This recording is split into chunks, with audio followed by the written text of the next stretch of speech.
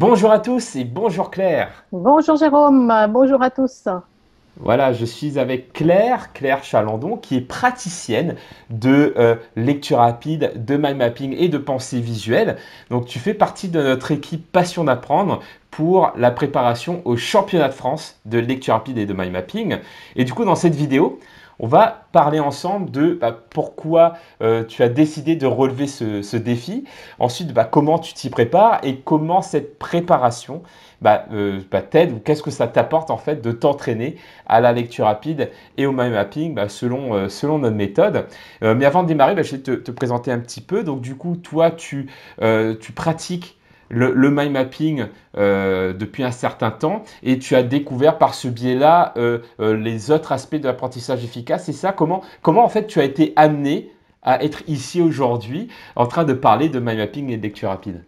D'accord. Eh bien, écoute, tout simplement, je suis venue au mind mapping en 2015, donc ça fait déjà 4 ans à peu près, parce que l'une de mes enfants avait du mal à apprendre à l'école, en particulier ses leçons de géographie, et elle s'énervait. Donc, j'ai essayé de trouver sur Internet s'il y avait d'autres méthodes que l'apprentissage, je dirais, classique, éducation nationale. Et je suis tombée sur le mind mapping. J'ai dit, ah, elle est pas mal créative, en même temps, elle est très ordonnée, ça devrait convenir, etc. Donc, j'ai fait une formation et en mind mapping, voilà. Et j'ai commencé à en faire tout doucement. Après, on a fait un atelier ensemble, toutes les deux, qui était assez sympa. Et en parallèle de ça, j'avais développé aussi une activité annexe de correspondante locale de presse et je me suis servi beaucoup du mind mapping pour préparer mes interviews. La prise de notes, par contre, en interview, c'était à peu près tout et n'importe quoi, mais je me retrouvais dans mes notes, donc c'était déjà pas mal, mais c'était vraiment du grand n'importe quoi. Donc voilà, et puis par ce biais-là, petit à petit, je suis rentrée dans la pensée visuelle, dans l'apprentissage plus efficace, enfin, apprendre autrement, tout simplement. Et puis après, j'ai eu l'occasion de te découvrir, toi et d'autres, lors de la semaine du développement en 2018, Mhm. que j'ai suivi donc par Internet. J'ai suivi aussi les championnats 2018 et les conférences qu'elle est avec, donc toujours sur le web. Et puis, on a eu le plaisir de se rencontrer au mois d'avril Oui. lors d'un atelier que tu as animé suite à ta victoire au championnat du monde. Et voilà, donc c'est un petit peu comme ça que je suis arrivée à Passion d'apprendre. Sur cette année, parmi les objectifs que j'avais, donc objectif développement personnel, c'était m'améliorer en mind mapping et en lecture rapide. Et quoi de mieux que le championnat de France, tout simplement. Voilà. Exactement, et même tu allais un peu plus loin parce que voilà, moi, je vois derrière une photo d'intelligence multiple et c'est vrai que donc tout ça permet d'avoir une compréhension plus globale du cerveau tout simplement. Voilà, tout simplement, petit à petit, ça fait des ponts avec d'autres choses, donc l'intelligence multiple, les soft skills que tu connais bien, hein, où tu m'apprends plein de choses peu à peu, et puis plein d'autres choses autour de ça. En fait, on s'aperçoit rapidement que c'est un système, c'est quelque chose de plus efficace, c'est une vraie aventure. Hmm. Et du coup, tu t'es inscrite au championnat de France de lecture rapide et mind mapping là, pour le 4 octobre prochain. Et qu'est-ce que ça t'apporte, le fait de t'être inscrite à ce défi-là, en matière donc de mise en pratique, d'entraînement de ces disciplines de lecture rapide et mind mapping? Alors, ce que ça m'apporte au niveau des bienfaits, j'ai déjà pu constater. Donc, j'ai commencé à m'entraîner, on va dire fin avril, début mai, à peu près. Mhm. Je sens qu'au niveau du cerveau, il y a des choses qui se passent. Un truc D'accord. rigolo, c'est que j'ai l'impression que dans cette zone-là, alors je ne sais pas si on voit trop bien à la caméra, j'ai Mhm. l'impression que ça s'élargit, que Oh, ça wow. travaille. Voilà, alors je suis peut-être plus attentive aussi au ressenti actuellement. Je me suis aperçue aussi quand sur un livre, je cherchais des mots ou j'essayais en exercice de vitesse pure, pas en lecture efficace. Quand j'appuyais la main comme ça sur le livre, mais vraiment en l'appuyant, je retenais mieux deux, trois mots qui étaient dans la page que quand je passais juste la main sur le livre. C'est des trucs un petit peu bizarres. Je fais plein d'expériences comme ça. Nicolas nous dit quand dans le programme de lecture rapide, vous allez faire des expériences et prenez-les comme des expériences. Je joue vraiment le jeu. En fait, je m'amuse aussi à jouer le jeu. Il y a des fois, je dis c'est pas grave, t'es pas efficace, c'est pas grave, c'est pas bien, machin.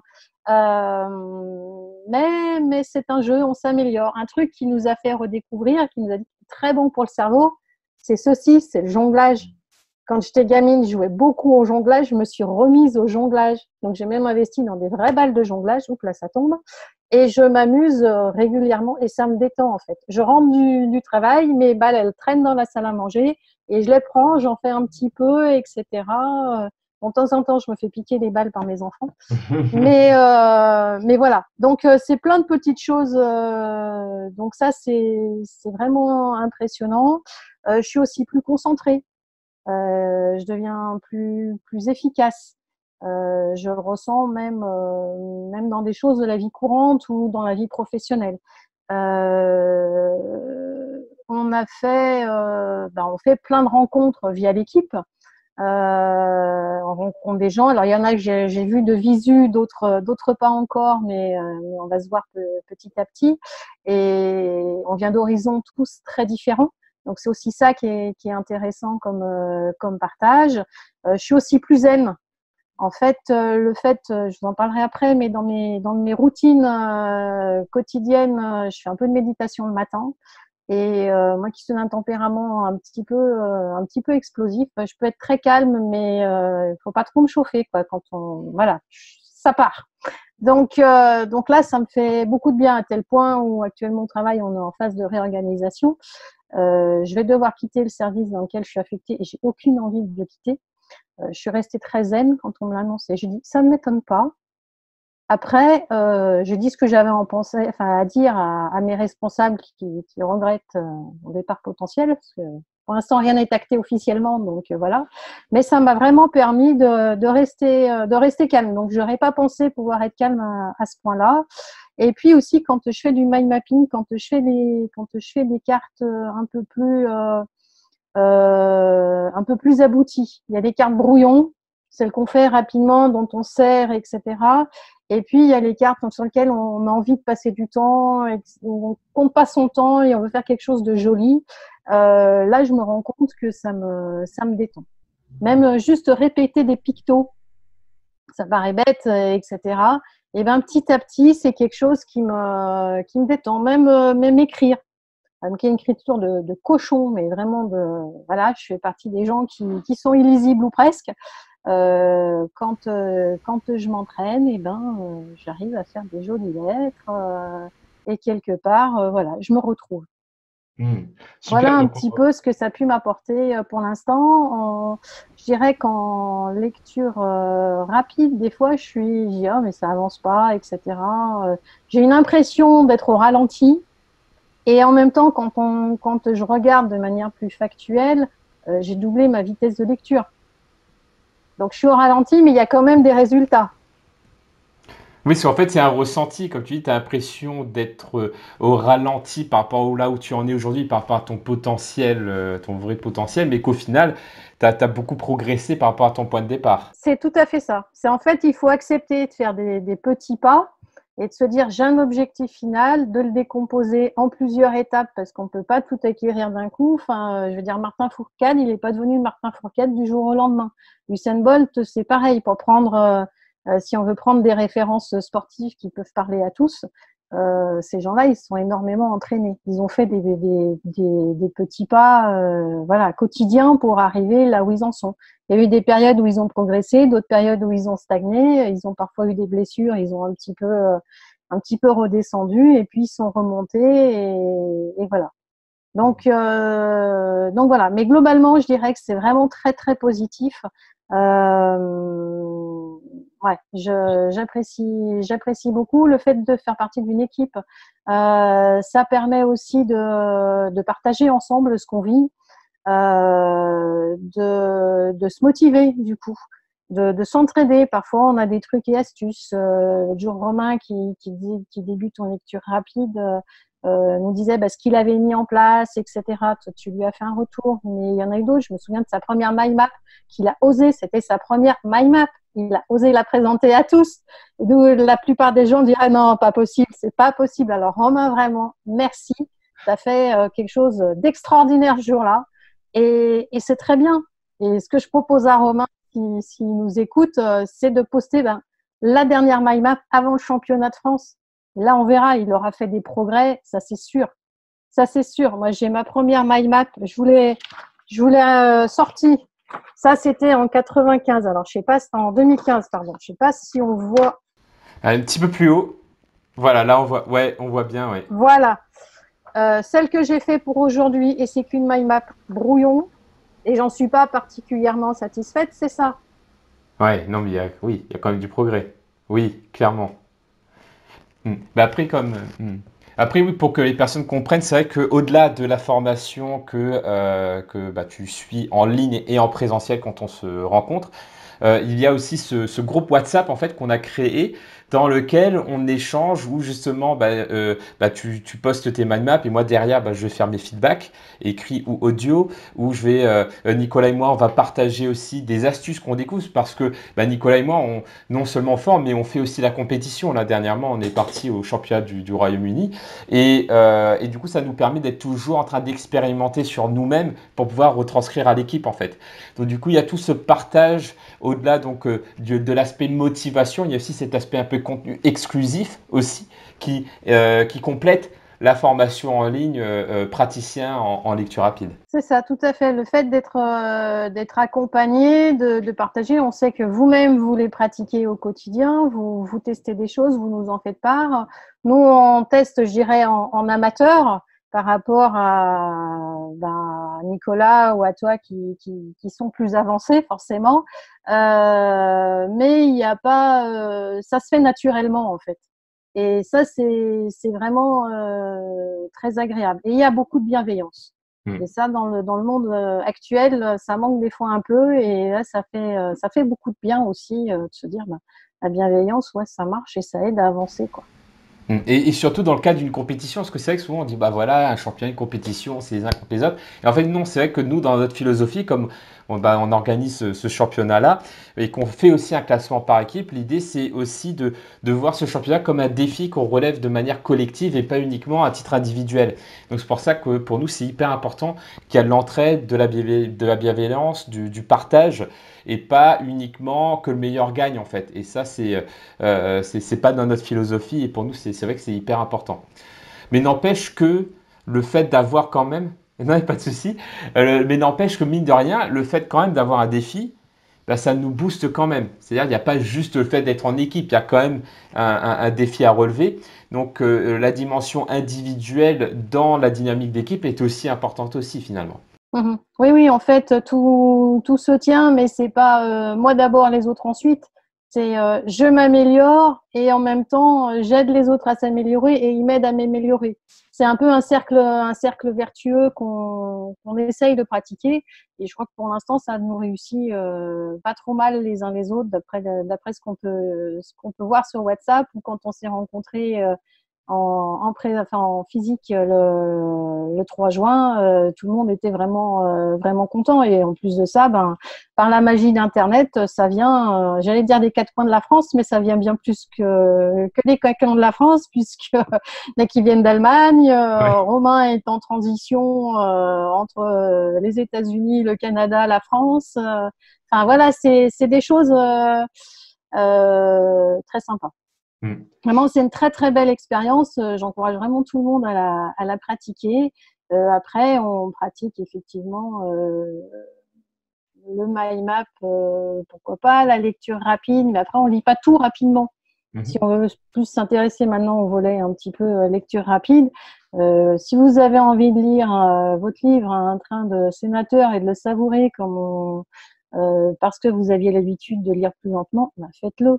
La lecture efficace, c'est j'avance vite quand j'en ai envie ou quand j'en ai besoin, quand on est sur un livre plus pratique où on fait beaucoup d'écrémage parce qu'il n'y a pas forcément 100% du livre qui nous intéresse, puis il y a déjà des choses qu'on sait. Et par rapport par une fiction, ben c'est un peu pareil. Il y a parfois des passages qui nous ennuient ou voilà, on a envie d'avancer plus vite. Et puis en fait, en allant plus vite, on comprend mieux. Et ça, c'est quelque chose qu'il faut intégrer. Voilà, ça paraît complètement. On nous a jamais appris ça à l'école, et il faut arriver des fois à passer ces croyances limitantes, ces barrières qu'on a, de dire, bah ouais, je fais l'expérience d'aller plus vite, et je vais voir comment je retiens. Et mine de rien, on voit plus le film. À la rigueur, c'est un peu comme une caméra. Voilà. Si on passait la caméra à la vitesse à laquelle on lisait, mais il se passerait pas une minute avant que tout le monde tienne son poste ou quitte la salle de cinéma. Oui. Donc forcément, là, voilà, il faut lire plus vite pour mieux comprendre l'histoire. Voilà. Hmm. Super. Bah, merci beaucoup pour ce retour d'expérience parce que c'est vrai que ça peut paraître, comme tu disais, totalement contre-intuitif, mais en expérimentant, ben, on se rend compte que bah, voilà, on se fait surprendre par notre cerveau en fait, parce que c'est des choses auxquelles on ne pensait pas et le fait de vivre le truc, du coup, c'est quelque chose de beaucoup plus puissant.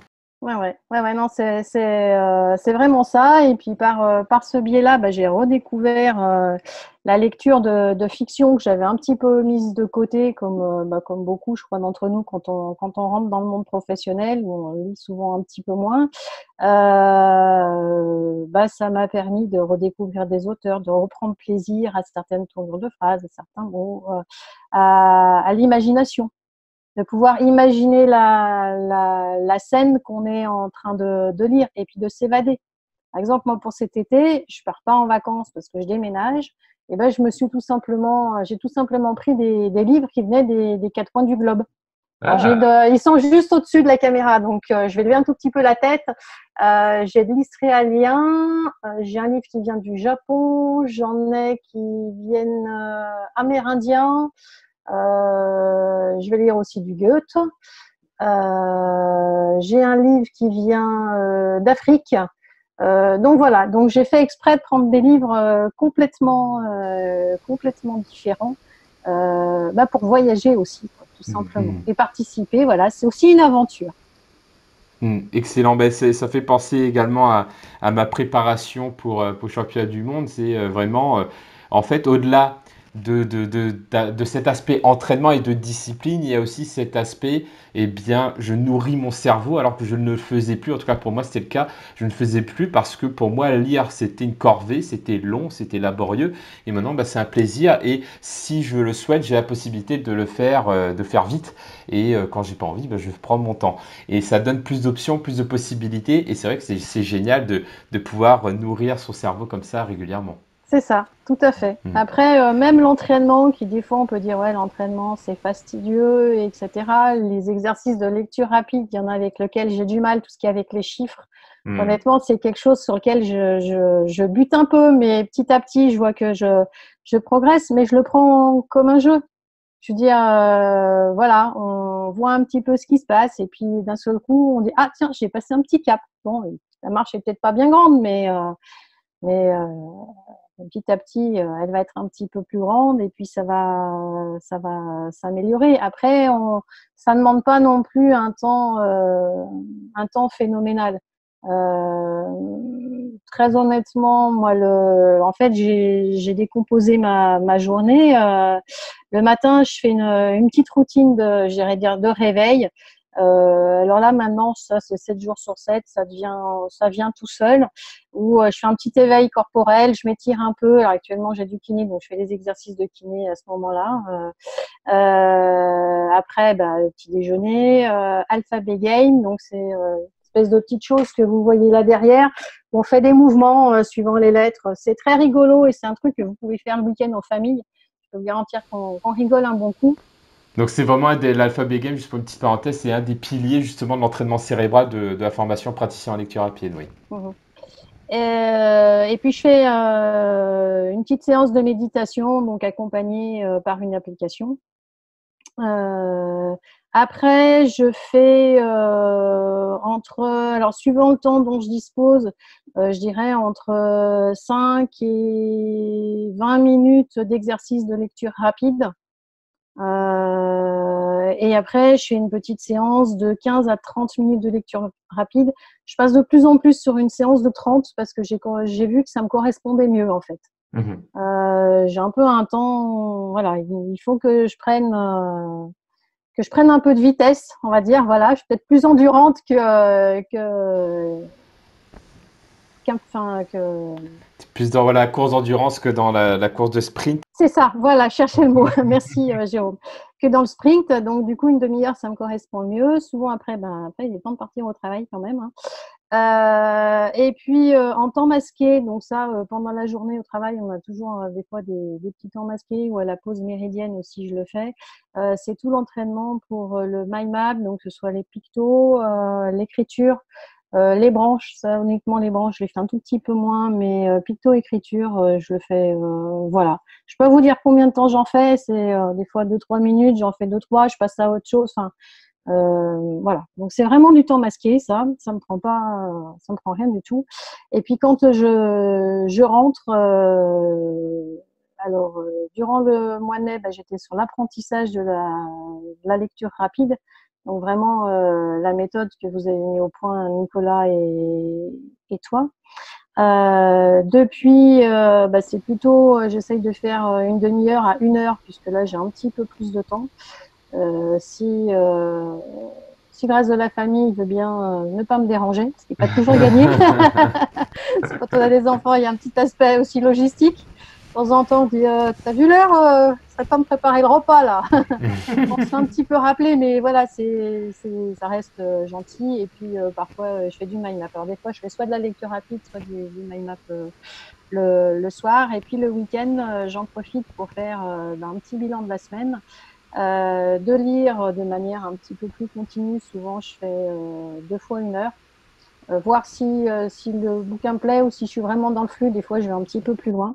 Et Mhm. puis, j'essaye de faire un mind map complet durant le week-end. Voilà, donc je progresse Excellent. petit à petit et en fait, je m'ajuste au fur et à mesure. C'est vraiment de l'amélioration continue. Mm. Bah oui, parce qu'après, il y a pas de secret, il n'y a pas de recette miracle, c'est un cycle, c'est en continu, on évolue, voilà, du test and learn, hein, concrètement. Et c'est pour ça que voilà, le groupe WhatsApp est intéressant aussi pour ça, parce que du coup, ça permet de se suivre dans la durée. Donc, super, merci beaucoup Claire pour ce partage hyper complet. Est-ce que tu as un dernier mot peut-être à partager aux personnes qui nous écoutent et qui réfléchissent encore à rejoindre l'aventure du championnat? Eh ben, écoutez, rejoignez-nous, qu'on fasse. Moi, je dirais le championnat, je le considère comme une fête en fait. C'est une Hmm. fête de partage et de que chacun voit un petit peu où c'est qu'il en est, qu'est-ce qu'il pourrait améliorer, de partager les uns les autres, se rencontrer.